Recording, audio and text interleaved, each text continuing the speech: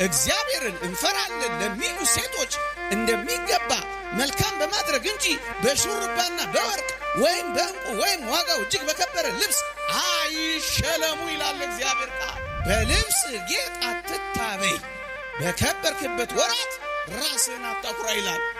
በወርቅ በእንቁ ዋጋው እጅግ ውድ በሆነ ልብስ አይሸለሙ። ማን ያጠባቸው? ማን ነው በር የከፈተላቸው?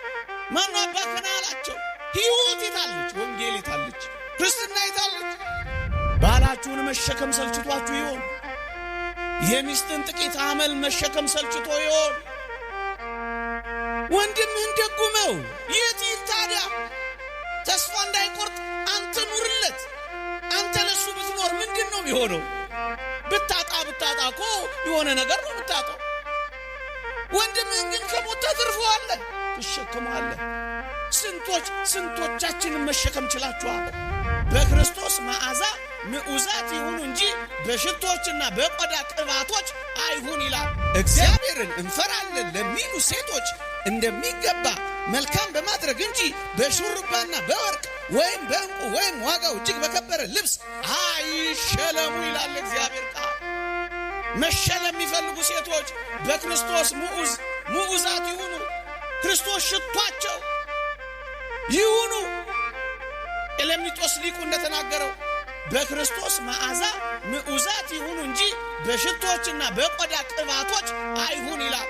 ደሃው በልቶ እንዲወዛ አድርጊው። አንቺ ደግሞ ከዚያ የተረፈውን በመጠን ሲሆን ፍጹም የሆነውን አኗኗር፣ ካልሆነ ደግሞ በመጠን ሲሆን ወንጌል ላይ የተጻፈውን ለመፈጸም በመጨከን፣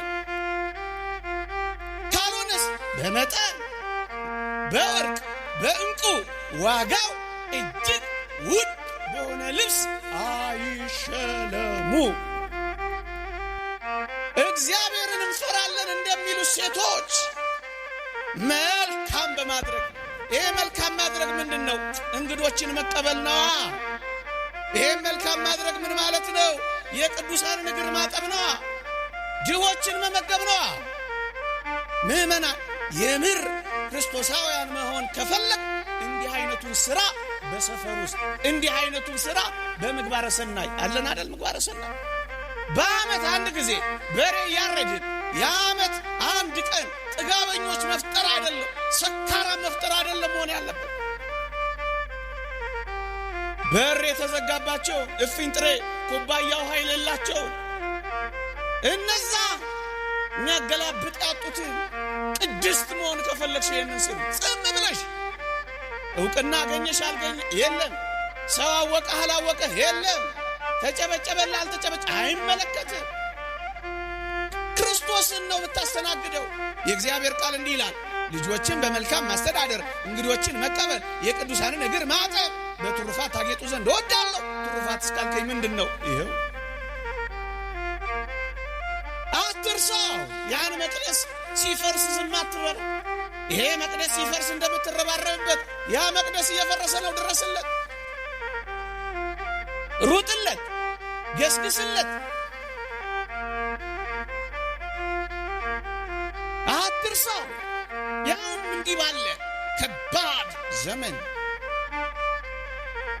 እንደውም ሲራክ ምንድን ነው የሚለው? ምዕራፍ 11 ቁጥር 4 ላይ በልብስ ጌጥ አትታበይ፣ በከበርክበት ወራት ራስህን አታኩራ ይላል። በልብስ ጌጥ መታበይ አይደለም። ይልቅስ ቅዱሳንን በማገዝ ሕፃናን፣ እነዚያን ምስኪኖች ድሆችን በመንከባከብህ። እንዴ የአዲስ አበባን ብቻ አይደለም የኢትዮጵያውያንን ሸክም ሁሉ የተሸከመ አንድ ሰው አታውቁ? ሁል ጊዜ ሳስበው ስለሚመስጠኝ ነው። አታውቁም? አንድ ሰው ዓለም እንደ ጠራጊ ጉድፍ ተጠቅማ የጣለቻቸውን ሰዎች ሁሉ የሚሰበስብ አንድ ሰው አታውቁ? ቱቦ የተጣሉትን ሰዎች የሚሰበስብ ቤተሰብ የታከተውን የሚሸከም አንድ ሰው አታውቁ? አታውቁ? ይሄ በነፍስ ወከፍ ሊሰራ አገር ባዳነ ነበር ወገኖች። የአገርን ዋጋ የተሸከመ አንድ ሰው አይታያችሁ እንዴ? ባይቀረጽ ደስ ይለኝ ነበር። ይሄ መቆም አይችልም፣ ብዙዎችን ግን ያቆማል። አይችልም። መቀመጥ አይችልም፣ ብዙዎችን ግን ከወደቁበት አንስቷል። መብላት አይችልም፣ ብዙዎችን ግን ረሃባቸውን አጥግቧል። ወንጌል ይላል ይሄ ነው። በቃ እየቀለጠ የሚያበራ ወንጌል ይላል ይሄ ነው። እያካፈለ አይደለም፣ የሌለውን እንኳን የሚሰጥ ወንጌል ይላል ይሄ ነው። ይሄንን ኑርበት። ጥቂት ሊለምኑን አይገባም። ለምን ልንሰጣቸው ነበር የሚገባው? ወገኖቼ መኩራት የነበረብን በልብሳችን ምንታበ እኛ ነበር መሆን የነበረብን። መኩራት የነበረባቸው እነዚህ ነበር። ለምን ልንሰጣቸው የሚገባ? የመኪናችንን መስኮት ልንዘጋባቸው አይገባም ነበር። ሽታቸው አያሸሸንም ነበር። ማን ያጠባቸው? ማን ነው በር የከፈተላቸው? ማን ነው አባከና ያላቸው? ሕይወት የታለች? ወንጌል የታለች? ክርስትና የታለች? አንድ ሊቅ እንዲህ ይላል፣ ክርስቶስ ዘውትር ወደኛ የሚመጣው በደሃ ወይም በእንግዳ ሰው ነው ይላል። ክርስቶስን ማግኘት ከፈለግ ደሃውን አግኘው፣ እንግዳውን ተቀበለው። ክርስቶስ እኮ የሚገኘው እንደዚህ ነው። ወንጌል የሚያስተምረን ይህንን ነው። ክርስቶስ የሚገኘው የአባ ቢሾይን ታሪክ እዚህ ጋር ላምጣው። ግሩም ነው። ላምጣውማ በሞቴ። አባ ቢሾይን እግዚአብሔር እንዲህ አለው ይላል፣ በዚህ ታላቅ ተራራ ላይ ነገ እገለጣለሁ።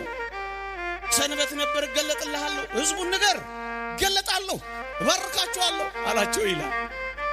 ሁሉም በዕለቱ ከአባ ቢሾይ ቀድመው ወደ ተራራው ገሰገሱ። ተራራው ግርጌ ሲደርሱ ተራራው ታች አንድ ደካማ ምንም የሌለው ረሃብ ያጠወለገው መንቀሳቀስ የማይችል ደካማ እዛ ተራራው ስር ቁጭ ብሏል። ወዴት እየሄዳችሁ ነው ክርስቲያኖች አላቸው። እግዚአብሔር በተራራው ላይ ገለጣለሁ ብሎ ለአባ ቢሾይ ነግሮታል። በተራራው ላይ ክርስቶስን ለማግኘት ሩጫ ይዘናል አሉት። እባካችሁ እኔንም ጌታዬን አሳዩ ብሎ ለመናቸው። ማን ይሸከማል አንተ? ማን ጊዜ ይሰጣል አንተ? ትተውት ሁሉም ወደ ተራራቸው ገሰገሱ። መጨረሻ የመጣው ማን መሰላችሁ? አባ ቢሾይ ነው። ስዕሉን ተመልከቱትማ። አረጋዊው አባ ቢሾይ ልክ ተራራው ግርጌ ሲሄድ አንድ ምስኪን ወድቆ አገኘ። አባ ቢሾይ አባቴ የት ነው የምትሄደው አለ። እግዚአብሔር በተራራው ላይ ይገለጣል። እናስ ልናየው ልናገኘው ነው የምንሄደው። እባክህ እኔንም ውሰደኝ። እሺ። አረጋዊ ነው። የተንቀጠቀጠ ጉልበት ያለው፣ የጎበጠ ወገብ ያለው፣ የጃጀ ሰውነት ያለው፣ ሊፈርስ አንዳሙስ የቀረው ሰውነት ይዞ ስዕሉን ተመልከቱት። በቤተ ክርስቲያን ደሃውን ተሸከመው ይላል። ከዛስ ተራራውን ይወጣ ጀመር። ወገኔ ይሄ ዘመን እንደ ተራራ ነው። ካልተሸካከምን የማንዘልቀው፣ ካልተደጋገፍ የማንሻገረው ብርቱ በት ነው ይሄ ዓለም እያሳረፈ ያለው። ተሸከመው። እናንተ ኦርቶዶክሳውያን ዘመዶቻችሁን እንኳን መሸከም ሰልችቷችሁ ይሆን? አንዳንድ እናቶች ልጆቻቸውን እንኳን መሸከም ሰልችቷቸዋል፣ እንሰማለን። አንዳንድ እናቶች ልጆች የለፉበትን እንኳን ማስቀመጥ እኮ አቅቷቸዋል፣ ይነግሩናል። አንዳንዶች ባላችሁን መሸከም ሰልችቷችሁ ይሆን? የሚስትን ጥቂት አመል መሸከም ሰልችቶ ይሆን? ወንድምህን ደጉመው። የት ይል ታዲያ? ተስፋ እንዳይቆርጥ አንተ ኑርለት። አንተ ለሱ ብትኖር ምንድን ነው የሚሆነው? ብታጣ እኮ የሆነ ነገር ነው ብታጣው። ወንድምህን ግን ከሞት ታተርፈዋለህ፣ ትሸከመዋለህ። ስንቶቻችንን መሸከም ችላችኋል? እየተሸካከምን ነው ወይስ እየተጣጣልን? እየተጋገዝን ነው እየተገዛገዝን? እየተቃቀፍን ነው እየተገፈታተርን? ማንን ተሸክመሃል አንተ? እርግጥ ኢትዮጵያውያን በጣም አስገራሚ። እኔ እንደው ከፍ አድርጌ ልናገረው እንጂ አውቃለሁ፣ እናውቃለን። አንዳንድ አባቶች፣ ኧረ ብዙ አባቶች እናውቃለን፣ ምን ያደርጋሉ? ጥቅጥቅ አድርገው ለልጆቻቸው ምሳ ሳህን ይቋጥሩና እነሱ ግን ባዶ ምሳ ሳህን ይዘው የሚሄዷል። እየሰማችሁ? አንዳንድ እናቶች አሉ ሳይበሉ ለልጆቻቸው አጉርሰው የሚጨርሱ። እነሱስ አንጀታቸው ተጣብቆ ሌሊቱን የሚያድሩ አሉ። አውቃለሁ ስለ አንድ አባት የሚነገረው እንደዚህ ያረግና መስሪያ ቤት ሲሄድ በፌስታል ምሳሳን ይዞ ይሄዳል። ጓደኞቹ ና እንብላ ሲሉት እኔ ትንሽ ቆይቼ ነው የምበላው ይላል። ከፌስታሉ ሳይወጣ አውቆ በፊታቸው ይመላለሳል ምሳ እንደያዘ ሰው። አቤት አስደናቂ ሰርቪስ እያዘጋጁ ለልጆቻቸው በእግር የሚኳትኑ ስንቶች አሉ። ወንጌል ማለት እኮ ይሄ ነው። ልጁ እንዳይሳቀቅ እሱ እየተሰቀቀ የሚኖር አባወራ ነው ያለው። ይሄ ደስ ያሰኝ። ተሸካክሞ የሚኖሩ አሉ ልላችሁ። መሸከም ልሙድ። ለምን እንደማይሰራ ምን እናውቃለን? ምን ትግል እንዳለበት ምን እንረዳለን? አትፈራም? ያንተ ጉልበት አለ ስታየው ያለ ይመስላል፣ ግን ላይኖር ይችላል።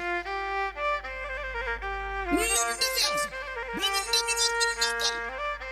ስካነር የለንም ምን እናውቅበት? ምንም ይሁን መሸካከም እንልመድ። ተሸክሞ ትወጣላችኋል። ግድ የለም ተሸክመሽ ጉበጪ። ግድ የለም ተሸክመን ቢሆን ጉበጥ፣ እግዚአብሔርን ታገኘዋለህ። ክርስቶስ በተራራ ላይ ይገለጣል፣ ይዞት ሄደ።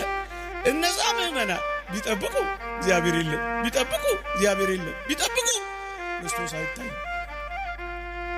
ከዚያስ ድምፅ መጣ። ምን የሚል? አባ ቢሾይ የታለ ያለ አባ ቢሾይ ተጨነቀ። ልታሳፍረኝ ነው ታዋርደኝ ነው አለው። አይደለም እናስ አንተ የተሸከምከኝ እኔ ነኝ አይለው መሰላችሁ? እየሰማችሁ ክርስቶስ በድሃ ወይም በእንግዳ ሰው ይገኛል የሚለውን ለማሳየት ነው ታሪክ ያመጣው። ተሸከሙ ክርስቶስ ነው።